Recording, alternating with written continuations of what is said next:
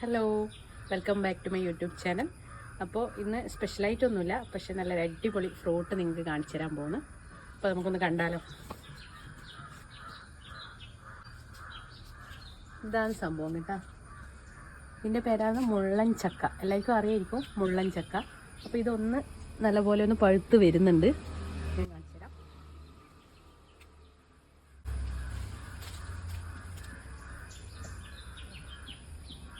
അപ്പോൾ ഇതാണ് മുള്ളൻ ചക്ക മരം. ഇത് നമുക്ക് പഴുത്തിട്ട് ഉപയോഗിക്കാം. അതുപോലെ ഇത് വറുത്ത് നമ്മൾ തോരൻ വെക്കുന്നത് പോലെയും വെക്കാം. പഴുത്ത് കഴിഞ്ഞാൽ നല്ല ആത്തച്ചക്ക തിന്നുന്ന പോലെ ഉണ്ടാവുക. അപ്പോൾ നമുക്കിതൊന്ന് പറിച്ചെടുക്കാം.